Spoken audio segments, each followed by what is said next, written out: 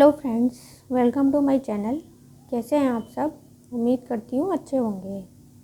आज मैं आपको एक और बहुत ही कॉमन प्रॉब्लम जो आजकल के रूटीन लाइफ स्टाइल में आम तौर पर बहुत देखने को मिल रही है, डायबिटीज़ के बारे में बताने आई हूँ। ये वीडियो मैंने आपको डायबिटीज़ के यूनानी ट्रीटमेंट से रिलेटेड जानकारी देने के लिए बनाया है। आजकल के लाइफ स्टाइल में 70 to 80% 40+ एज के लोगों में डायबिटीज़ की प्रॉब्लम जस्ट लाइक हाइपरटेंशन ही देखने को मिल रही है। डायबिटीज़, जिसको हम आम भाषा में शुगर होना, हिंदी में मधुमेह या हम यूनानी में ज़ियाबितस बोलते हैं, ये बहुत ही आम हो गया है। आजकल यंग एज के लोगों में भी बहुत कॉमनली देखने को मिलता है। वैसे तो डायबिटीज़ कई तरह की होती है। टाइप 1 डायबिटीज़ जो कि कंजेनाइटल होती है, और टाइप 2 डायबिटीज़ जिसको हम डायबिटीज़ मेलाइटस बोलते हैं या नॉर्मल लैंग्वेज में शुगर होना बोलते हैं, वो होती है। मैं आपको मेनली आज डायबिटीज़ मेलाइटस से रिलेटेड जानकारी दे रही हूँ। इसमें ब्लड शुगर लेवल, जो नॉर्मल फास्टिंग ब्लड शुगर 100 तक लेते हैं हम, अगर 100 से 120 के बीच है तो उसे हम प्री डायबिटिक कंडीशन बोलते हैं, और मोर देन 120 अगर ये आ रहा है फास्टिंग ब्लड शुगर तो हम उसे डायबिटिक में काउंट करते हैं। इसके लिए भी जस्ट लाइक जैसे मैंने आपको पिछले वीडियो में बताया था कि ब्लड प्रेशर को मॉनिटर करना ज़रूरी होता है, उसी तरह हमें डायबिटीज़ में भी ब्लड शुगर को मॉनिटर करना मेन है। अगर आपको लगातार थकान, कमज़ोरी, एक्सेसिव थर्स्ट, प्यास ज़्यादा लगना या एक्सेसिव यूरिनेशन, पेशाब ज़्यादा आना, बार बार पेशाब आना, और बॉडी में कमज़ोरी, कपकपाहट महसूस हो रही है, तो ये डायबिटीज़ के सिम्टम हो सकते हैं। हो सकता है आपका ब्लड शुगर लेवल बढ़ा हुआ हो। इसके लिए फास्टिंग और random blood sugar level check कराने की ज़रूरत होती है। मॉनिटरिंग करने पर, रेगुलर चेकअप कराने पर अगर लगातार आपका ब्लड शुगर लेवल बढ़ा हुआ आ रहा है, दैट मीन्स अब आपको शुगर के ट्रीटमेंट की या डायबिटीज़ के ट्रीटमेंट की ज़रूरत है। और वो लोग जो पहले से डायबिटिक हैं और एलोपैथिक मेडिसिन पर डिपेंड कर रहे हैं, उनके लिए भी मेरे इस वीडियो में बताई गई इन्फॉर्मेशन बहुत हेल्पफुल होगी। इसके लिए प्लीज़ लास्ट तक मेरे इस वीडियो को देखिए और मेरी दी हुई जानकारी को समझिए। इससे आप काफ़ी हद तक एलोपैथिक मेडिसिन से बच सकते हैं। एलोपैथिक मेडिसिन इमरजेंसी में लेना तो बहुत ज़रूरी होता है। जो लोग डिपेंडेंट हो गए हैं वो हल्के हल्के यूनानी मेडिसिन के ज़रिए एलोपैथिक मेडिसिन को छोड़ भी सकते हैं। वो छोड़ना इसलिए बेहतर है क्योंकि एलोपैथिक मेडिसिन का लास्टली साइड इफ़ेक्ट किडनी को इफ़ेक्ट करता है और लिवर को इफ़ेक्ट करता है। जैसे जैसे एज बढ़ती है उसके साथ किडनी फंक्शन और लिवर फंक्शन डिस्टर्ब होने से पूरी बॉडी हेल्थ डिस्टर्ब होती है और वीकनेस बढ़ती जाती है। इन सब साइड इफ़ेक्ट से बचने के लिए बेहतर है कि हम अपने शुगर लेवल को नॉर्मल डाइट, एक्सरसाइज और यूनानी मेडिसिन से अगर मैनेज कर लेते हैं तो काफ़ी हद तक हम अपनी बॉडी के बाकी विसरा को, लिवर, किडनी वगैरह को सेव कर सकते हैं। डायबिटीज़ में दो तरह की कंडीशंस होती हैं। एक तो इंसुलिन, जो एक प्रोटीन हार्मोन होता है जिसका काम मेनली कार्बोहाइड्रेट्स को डाइजेस्ट कराना, एब्जॉर्ब करना। डायबिटीज़ में ब्लड शुगर लेवल दो कंडीशन से हमारे ब्लड में बढ़ जाता है। एक तो इंसुलिन हार्मोन जो कि हमारे पैनक्रियास से डेवलप होता है, उसका प्रोडक्शन कम हो जाता है जिसकी वजह से ब्लड में शुगर लेवल बढ़ जाता है। दूसरा होता है इंसुलिन रेजिस्टेंस डायबिटीज़, जिसमें इंसुलिन का प्रोडक्शन तो हो रहा होता है लेकिन वो प्रॉपरली डाइजेशन में यूटिलाइज नहीं हो पाता। एक तरह का कार्बोहाइड्रेट और इंसुलिन रेजिस्टेंस पैदा हो जाता है जिससे उसका डाइजेशन प्रॉपर नहीं हो पाता और ब्लड में शुगर लेवल बढ़ा रहता है। इन दोनों ही सिचुएशन में अगर आप एलोपैथिक मेडिसिन पे डिपेंडेंट होते हैं तो इसमें बहुत तरह की एलोपैथिक मेडिसिन दी जाती हैं। मेटफॉर्मिन, पायोग्लिटाजोन, ग्लिम्प्राइड वगैरह, लेकिन ये सारी ही मेडिसिन कहीं ना कहीं लास्टली किडनी को इफ़ेक्ट करती हैं। दूसरा सब्स्टिट्यूट होता है इंसुलिन, जिसको हम एक्सटर्नल तौर पर इंसुलिन का इंजेक्शन देकर मैनेज करते हैं। इस सिचुएशन में भी आर्टिफिशियल इंसुलिन बहुत लॉन्ग टर्म देने से वही किडनी और रीनल इफ़ेक्ट्स पैदा होने लगते हैं। इंसुलिन हमारी बॉडी में नेचुरली एक्सरसाइज करने से भी उसका प्रोडक्शन बढ़ सकता है, और अगर हम अपनी डाइट मैनेज करके इंसुलिन लेवल को कंट्रोल करते हैं तो काफ़ी हद तक मैनेज कर सकते हैं। जैसे हमने आपको पहले बताया था कि ब्लड प्रेशर में हम लो सोडियम डाइट लेते हैं, इसी तरह से ब्लड शुगर बढ़ने पर, इस ब्लड शुगर क्या है, ब्लड शुगर लेवल बढ़ना है, तो अगर हम लो शुगर डाइट या लो कार्ब डाइट लेते हैं तो काफ़ी हद तक अपने ब्लड शुगर लेवल को मैनेज कर लेंगे। इसमें भी एक्सरसाइज का और डाइट मैनेजमेंट का बहुत बड़ा रोल है। जिस तरह हाइपरटेंशन में सोडियम रिस्ट्रिक्टेड डाइट दी जाती है, उसी तरह hyperglycaemia means blood sugar level बढ़ने में कार्बोहाइड्रेट रिस्ट्रिक्टेड डाइट प्लान किया जाता है।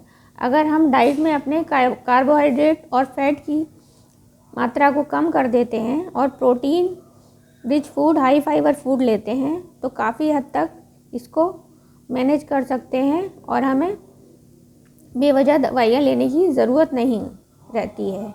एक्सरसाइज से भी काफ़ी हद तक इसको मैनेज कर सकते हैं। अगर हम बढ़िया एक्सरसाइज करते हैं मॉर्निंग इवनिंग, उससे हमारे पैनक्रियाज का वर्क इम्प्रूव होता है और इंसुलिन नेचुरली डेवलप होता है। एक्सरसाइज के अलावा लो कार्बोहाइड्रेट और लो फैट डाइट लेकर, हाई फाइबर और रिच प्रोटीन डाइट लेकर भी हम काफ़ी हद तक डायबिटीज़ को या ब्लड शुगर लेवल को मैनेज कर सकते हैं।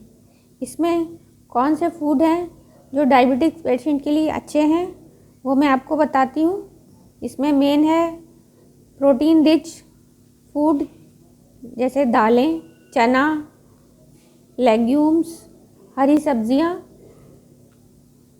और seafood, white meat, poultry, milk, ये सभी हाई फाइबर और high protein diet diabetic patient के लिए गुड हैं। फ्रूट्स में बेरीज अच्छी होती हैं और वेजिटेबल्स में ब्रोकली है, जुकीनी है, भिंडी है, लीफी वेजिटेबल्स हैं, लेग्यूम्स हैं, बीन्स हैं, ये सब डायबिटिक पेशेंट के लिए बहुत बढ़िया हैं। अब खाने में अवॉइड क्या करना है वो तो कॉमनली मैक्सिमम हम सभी जानते हैं। इसमें हाई शुगर फूड या हाई कार्बोहाइड्रेट फूड, जिसमें process sugar, junk food, fried food, red meat और स्टार्च वाले वेजिटेबल्स और फ्रूट्स अवॉइड करने हैं, जैसे पोटैटो और जो भी ज़मीन के नीचे वाले रूट और स्टेम वाली सब्जियां होती हैं, शलजम, गाजर और ज़मीन के नीचे वाले जिनको हम कंदमूल बोलते हैं, वो वाली हमें सब्जियां अवॉइड करनी है जिनमें स्टार्च है। अगर आलू वगैरह हम यूज़ भी कर रहे हैं तो बॉइल्ड करके उनका स्टार्च हटाकर उसको यूज़ करें। राइस अगर ले रहे हैं तो उसका माड़ हटा के या स्टार्च हटा के लें। रोटी हम व्हीट फ्लोर की जगह चना या मिस्सी की ले सकते हैं, इसमें ओट्स बढ़िया हैं, जौ अच्छा है, रागी फ्लोर या मिस्सी रोटी जिसको नॉर्मल बोलते हैं वो बढ़िया है, ले सकते हैं। मिल्क प्रोडक्ट, एग, पोल्ट्री सब बढ़िया है। आप हाई प्रोटीन और रिच फाइबर डाइट लीजिए, इससे काफ़ी हद तक आपका ब्लड शुगर लेवल मेंटेन रहेगा। बॉडी को एक्टिव रहना है और आप जब भी अगर कार्बोहाइड्रेट या फ्रूट्स लेते हैं तो इन बिटवीन मील लीजिए, मीन्स सुबह नाश्ते और लंच के बीच। फ्रूट्स में आप बेरीज या सिट्रस फ्रूट जिसमें फ्रक्टोज फॉर्म में शुगर होती है उसको लें, और फ्रूट्स मेनली आप इन बिटवीन 2 मील लें, मीन्स ब्रेकफास्ट और लंच के बीच में 11-12 बजे के टाइम, और लंच और डिनर के बीच में 4 से 5 बजे के टाइम अगर आप फ्रूट्स लेते हैं और फ्रूट्स लेने के बाद आप बॉडी एक्टिविटी कंटिन्यू रखते हैं तो वो कंज्यूम हो जाता है, जो कैलोरी आपने इनटेक की है वो कंज्यूम हो जाती है, तो ब्लड शुगर लेवल नहीं बढ़ेगा, मैनेज रहेगा।